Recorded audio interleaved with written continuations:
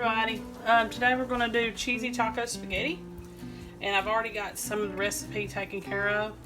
I am going to be doubling mine, so I'm not going to really give the measurements. That way, not to confuse you. Anything you need to know will be down below. Okay, so this is hamburger meat, onion, and some garlic powder, salt, and pepper. And I've already drained it, cooked it and drained it. I've also cooked and drained my spaghetti.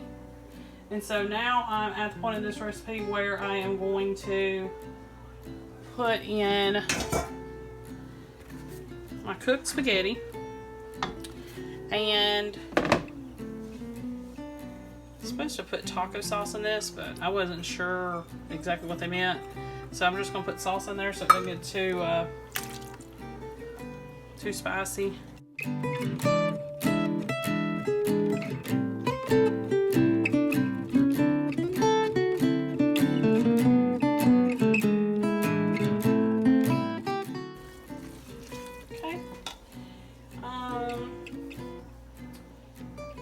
Put this on low heat, that way that it can be still hot. Okay, now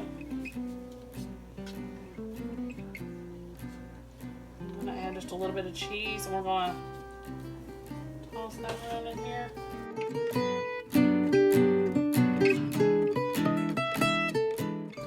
Okay, so I added the cheese, and then there is some seasonings that you need to add. I already mixed those together, and then I'm adding them.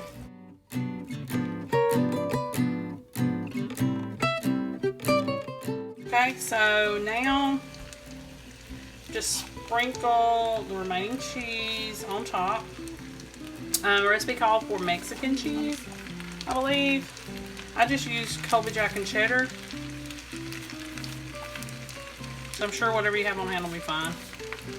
Okay, so I'm going to turn the heat off, and I'll put the lid on this and let it sit and melt, and then it'll be ready to serve.